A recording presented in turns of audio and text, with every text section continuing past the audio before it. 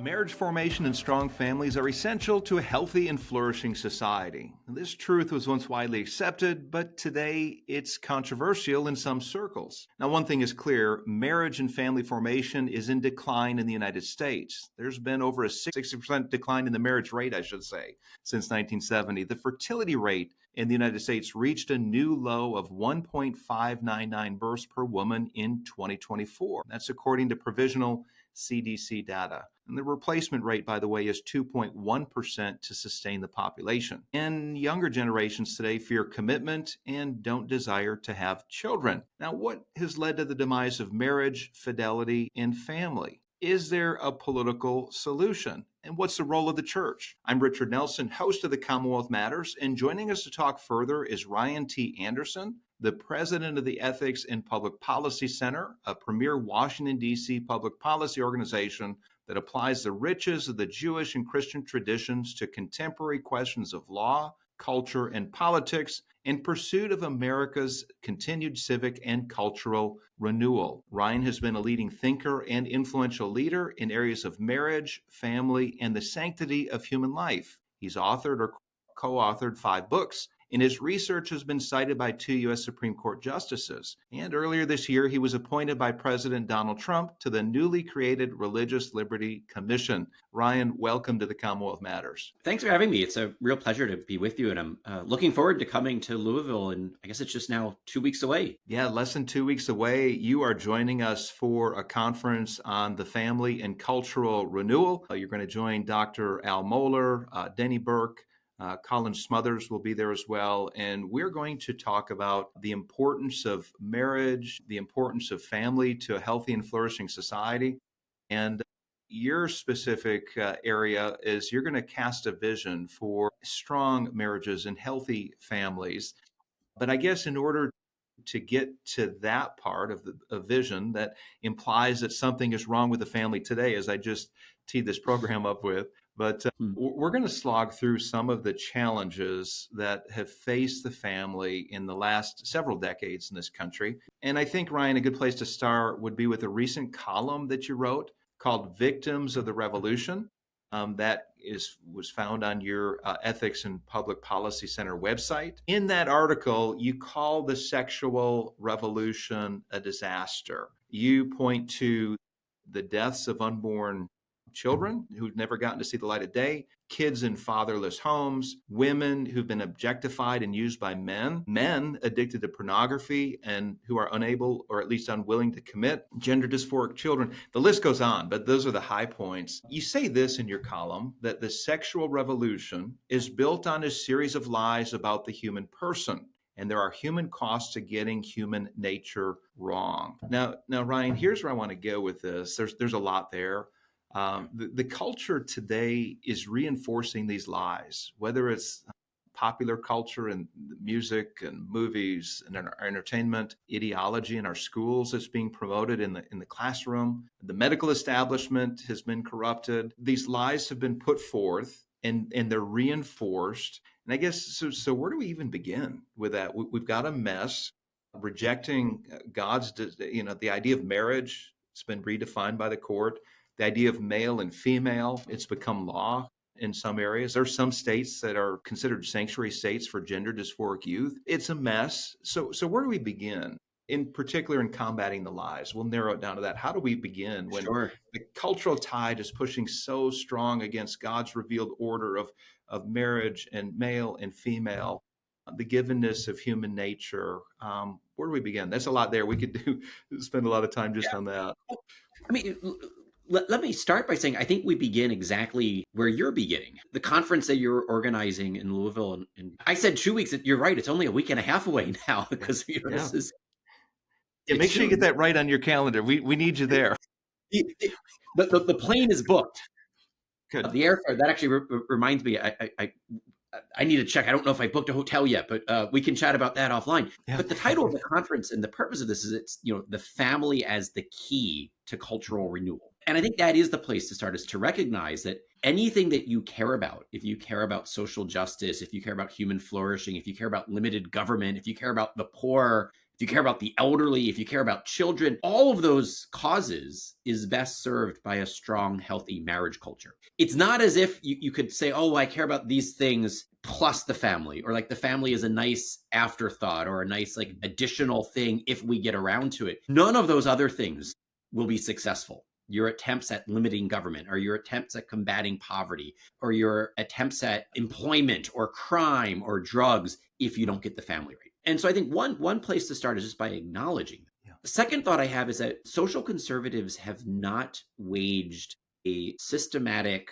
coordinated, sophisticated response to the sexual revolution in the way that other types of conservatives waged responses to their kind of threats. And so you could think about how, there was a certain type of fiscal conservative who responded to the New Deal and the Great Society. Judicial conservatives, the launch of the Federalist Society, responding to living constitutionalism and judicial activism. And I think that's the right example to focus on. Think about what someone like Leonard Leo did, and the other founders of FedSoc. Obviously, it wasn't just Leonard, but they said we have a huge problem with the Supreme Court. We have a huge problem with runaway jurisprudence, utterly detached from the Constitution, and we're going to play a long game. It might take us 30 or 40 years, but we're going to reform the judiciary, and they do it. And we now have, 5.5, maybe 6, depending on how you count, conservative justices on the Supreme Court. And the two big kind of desideratum, overturning Chevron deference and overturning Roe, both come to fruition within the past 2 terms at the Supreme Court. Okay, so then you've probably been in the social conservative battle longer than I have, but I think just about my own time, like we've had one-off skirmishes. We did what we could on same-sex marriage, and ultimately we lost not because of ballots. Like we were winning all of the state ballots on marriage. We lost because of judicial activism, right? The personnel turnover in the Supreme Court came just a few years too late, right? That was a 5-4 ruling against us. And you could see how, had FedSoc been successful slightly earlier, Obergefell and Windsor might not have gone the way that they did. But, we had one-off skirmishes on things like redefinition of marriage, things like transgender ideology, right? And we've been much more successful on trans than we were on marriage. But we've never, to my knowledge, brought like the coordinated, sophisticated, long-term strategy that something like the Federalist Society brought to judicial activism. And so I think one place to start is just to acknowledge that, we might want to play a long game and think through what would a coordinated strategy that's multifaceted look like. My thought, there immediately goes to say, all right, well, if you look at marriage in America, where is it most flourishing? And it's amongst people who are serious religious believers. And so, there's a strong correlation in American marriage statistics between social class, education, employment, things like this, religious practice, and then marital outcomes in terms of who gets married and who stays married. And so that would be one place to think through, anything we can do that would protect religious liberty. You mentioned President Trump has appointed me to the newly established Religious Liberty Commission. Anything we can do to kind of foster ed reform, school choice, right? These are all going to pay dividends down the road, right? Not within the next 5-10 years. But if you think about, the children being born and educated today, anything we can do to shape their formation is going to be 20 years from now reflected in some of the marriage statistics. Hi, Richard Nelson here with the Commonwealth Policy Center. Have you found yourself frustrated and angry about the direction of the country? Maybe you're watching Fox News and you see what's happening in Congress or in other parts of the country. Let me encourage you to turn your frustration and energy into a positive direction. Have you considered running for local office? And listen to me for a minute. You can have a greater impact on local elections and on policy decisions if you serve in local government. School board, for example, they set curriculum decisions and tax policy. How about city council or fiscal court? These are very important elected offices where you can have a positive impact on. Consider running for local office. CPC is bringing candidate training events all across the state, and we'd love for you to join. If you've ever felt called to run or interested in running, come on and join us. You can find out more information at the Commonwealth Policy website at commonwealthpolicycenter.org. Go ahead and check it out, and we hope to see you in the fall. Ryan, I agree. That's a A very, very good point. If you just look at the LGBT movement when they first started, they were just seeking tolerance. They were seeking acceptance. They wanted to be treated the same as other American citizens. And what started out as tolerance has now become bullying, where they've used the law. They've lobbied legislatures, and they've gotten laws in place that they're using to bully people like Jack Phillips and Barronelle Stutzman and these others who have strong religious convictions when it comes to using their artistic talents and abilities. And it's gone past that, of course, into the trans movement, promoting this to young people, telling young minors that they should be able to choose their own sexual identity. There's been coercion in the medical realm as well, coercing major medical organizations to approve and to go along with this. As you point out, we're seeing pushback. We're seeing the general public rejecting this. They can see clearly that this is not tolerant, nor is it healthy for young people to embrace their gender dysphoria. I want to go back to something that you said about social conservatism, where we need a cohesive movement and play the long game. Do you have any thoughts? Because this is something I've been involved with 30 years. Here at Commonwealth Policy Center for 13 years, I've worked for other state level pro family organizations, and it seemed for years that we were just putting our fingers, if you will, in the proverbial dike. Yep. Whenever Plug in the there's a leak holes. that would spring out. Yeah. And and we maybe have stemmed the flood for a season, but Mhm. Ryan, the culture pushes so strong. That cultural current is pushing so strong. What are maybe just a couple of things that you would see as long-term strategies for the social conservative movement? Maybe a thing or two that we could be working on now that will have the impact 5, 10, 20 years down the line. Yeah. I mean, let me give one example. It's something I would like to do, but I have not yet been able to find the donors to help me do it. And I imagine you're familiar with this phenomenon as well. But here's a thought I have. We have very little empirical knowledge of what works in terms of forming the next generation to be marriage minded. And what I mean by that is we have a whole network now of faith-based schools. We have parochial schools, we have classical academies, we have Christian classical academies, we have Catholic classical Catholic academies. Right? We have all sorts of alternatives to the government-run public schools. It would be worth conducting an audit, a study that would say, let's look at what the marriage rates are for these schools. All right, so you're sending your kids to I know there's a really good classical academy in Louisville, right? And you say, all right, 5, 10, 15, 20 years after graduation, what do the family structures look like for the grads? And then you could say, all right, well, this school has a really, really high marriage rate and a really, really low divorce rate. And, the graduates go, but this school doesn't. All right, let's compare, right? And figure out what are the schools that have the best kind of long-term marriage rates for their alums. What are they doing K through 12?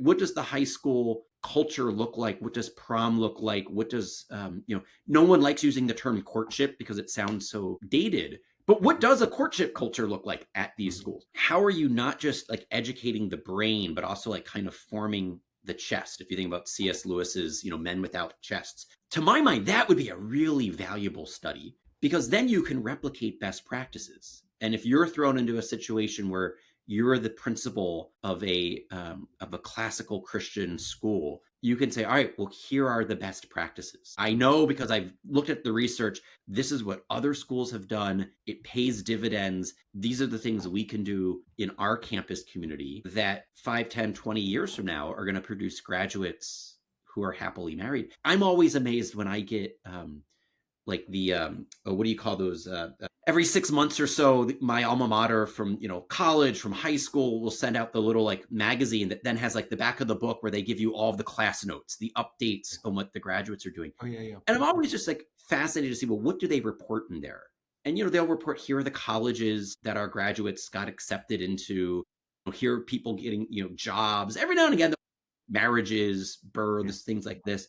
But there's much more of a focus on professional success in those kind of alumni magazines than there is on familial success. And so again, like one thought would just be, if this is what we really care about, start measuring it, start quantifying, figuring out some rules of thumb, some best practices. I think another area that, we're we've been much quicker to respond. We were behind on this, but I think we've accelerated. We got caught up. Is what to do about these things on campuses? What to do about these things? And for people who are only listening, not watching the video, I'll mention I held up my iPhone.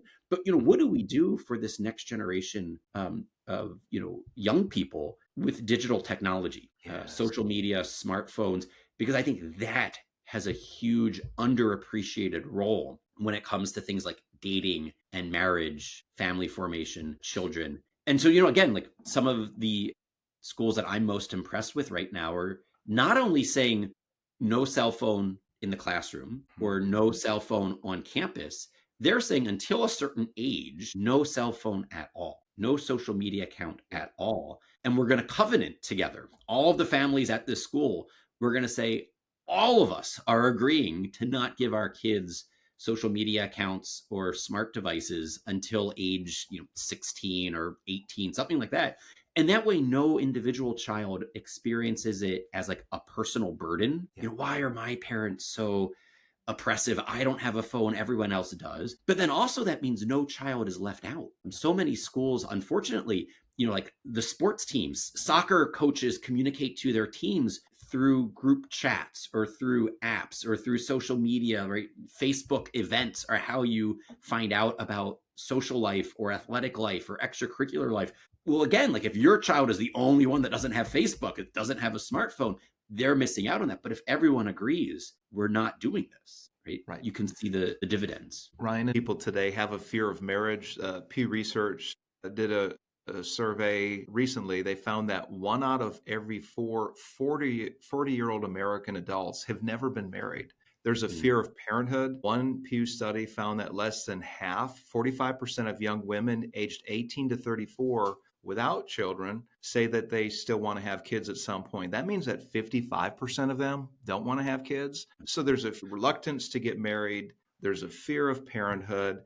Where do we begin with that? I think you touched on it a little bit. You'd like to do a survey of what is being taught in the classroom, public school compared to the private school setting. But these are huge obstacles when there's a fear, when you have a couple of generations that are afraid of marriage. And of course, I'm going to go back to the culture sending negative messages. The popular TV programs and even a lot of the music undermines marriage, and they encourage, on the other hand, hookups and just be with somebody for a while and then move on to the next person. That's the milieu that our young people are growing up in. The negativity towards marriage formation. Many of them today they're in single parent homes. I think it's about a quarter of all young people today are in a home led by a single parent. And then you put on top of that the fear of parenthood. So we have these really important elements of healthy cultural formation that are being undermined in all these ways. Any further thoughts on what we do with this? Are you still working on this part of your talk for our conference?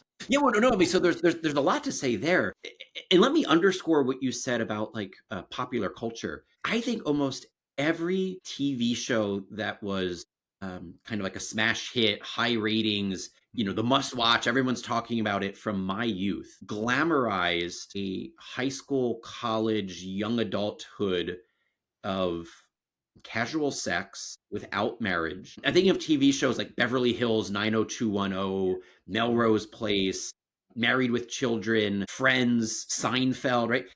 I'm obviously dating myself. But the point here is that I think a lot of people at the time, and you can even think of like some Tipper Gore style concerns, was about like, or for that matter, Dan Quayle type concerns. Some concerns were just about like sexual explicit images or lyrics or those sorts of messages, like, oh, we don't want nudity on TV or we don't want obscene speech. But what was lost was like, well, what's the plot line? What is the storyline? Even if, let's say, on your like 8 o'clock primetime TV show, the scene ends with the male and female going into a bedroom, you go to a commercial break, and then the next scene starts with them in pajamas in the kitchen, right? And so there was no visualization of the sex act, but the storyline surrounded around, here are young professionals not married to each other. And what it glamorized was, I want to be an unattached 20-something leading a professional life with no kids, going to bars, restaurants,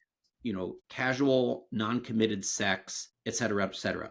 And so it set a kind of a cultural script of this is what the good life looks like, right? Yeah. What I want to do is have freedom, independence. And in that vision, marriage and kids, and think about the TV show, Married with Children, Al Mm. Bundy, almost every father from this generation of TV show, the fathers are always these like doofus, Homer Simpson, Al Bundy style Yeah. characters. Children and family life look like drags, right? Yeah. This would be the end of my happiness, the end of my freedom, the end. So one thought here is that there are now several new Hollywood studios, things like Sycamore Studios or Angel Studios, that are like alternatives to like the big mainstream productions. Here's somewhere where technology actually helps us. The fact now that most people don't just have three choices, ABC, CBS, and NBC, right? There are now dozens of streaming apps. My wife and I, when we choose, if and what our children will be watching, it's almost always a show that was created in the 70s or the 80s simply because we don't trust anything that came after. But Yeah. now there are new programs being created. I want to say one of the studios says content so good that you can leave the room, with the idea being that you could leave the room and your kids watching it, you don't have to worry. But it's so good that you don't want to leave the room, that it's artistically high quality that you want to watch it. One problem I would say for most of like the after school specials of my Mhm. childhood is that they were Mhm. so hokey and so Mhm. kind of like low production value and like so explicitly moralistic Yeah. that you didn't want to watch them, right? They're trying to do something that has a good message that'll reinforce the values my wife and I are trying to instill in our kids, but without being a hokey after school special. Ryan, we are running out of time, but I do want to close with this and then ask a question about the church. But you say in your recent column that men and women who do not marry and have children miss out on one of life's greatest joys, and that's marriage and parenthood. And I couldn't agree more. Here, I want us to close on this last question. What role does the church play, both Catholic and Protestant, play in revitalizing marriage and family, apart from just a message here and there on Mother's Day or Father's Day? Right, right. Do you have some specific ideas of what the Yeah, church can yeah. do? Let me close with two thoughts. One is that I think we can use the bully pulpit to shape some of those cultural scripts. That when you mention that column saying that people are missing out on some of life's greatest joys, they're missing out on it unintentionally, right? Because the cultural script they've been fed is that marriage, fatherhood, motherhood, children they ruin your life rather Yes. than they fulfill your life. I think someone like JD Vance is actually like very well situated. I love it when he's bringing his kids on these official state trips that he's engaged in. I think having little kids in the White House perhaps one day, if that's going to be right now he's at the Naval Observancy, but if he's one day at the White House, I think that can be um, a positive cultural image. To your question specifically about the church, a friend of mine, JP DeGance, runs a ministry called Communio, and it serves both Catholics and Protestant churches. And what he discovered is that it's something like less than 10% of churches, both Catholic and Protestant, have explicit marriage ministries, right? And so, like, yes, maybe you get a sermon on Mother's Day or Father's Day, and like, yes, maybe every now and again you're told that premarital sex is a sin. But other than that, there was like nothing going on. And so, what his ministry Communio does is they will come in and partner with a local church and come up with kind of like a soup to nuts programmatic scheduling of what you can do. Things like having date nights where you'll the church itself will have babysitting for newlyweds with young kids so that the mom and the dad can get a night to foster their relationship. Marriage enrichment workshops, marriage enrichment retreats, all sorts of programming that he has come up with his ministry to just like give the best practices right to the church on here's what you can be doing on the ground, not just in your sermons, but in like the programming that you offer. The sorts of events that you offer on a Wednesday night, a Saturday night, et cetera, et cetera. I don't know if he's yet done this, but I think like the next area to go is to think through all these churches have youth groups, young adult groups. What can they be doing that would actually be effective at helping people get married, stay married? Frequently, the young adult groups, the youth ministry groups, they're hit or miss. And so I think that would be another area where you could bring some best practices to bear of here's how we can actually make this an alternative to the bar scene and the hookup scene without being hokey. And I think that'll be a very valuable, especially in a generation that has gotten more and more digitized, to have in-person, embodied, incarnate events where young people can get together, actually meet each other face to face, like, and kind of spark those relationships. That'll be a real service that the church can provide. Yeah. Very good. Well, Ryan Anderson, thank you so much for joining us here on the Commonwealth Matters. And we look forward to you joining us as well at our September 16th conference on the family and cultural renewal. Again, that's going to be at Southern Seminary, 5:30 in the evening. Again, September the 16th. The registration is it's free, but registration is required. So please go to the Commonwealth Policy Center website, commonwealthpolicycenter.org, and register for the Family and Cultural Renewal Conference today. Ryan Anderson, thank you so much for joining us. Thank you. Pleasure to be with you.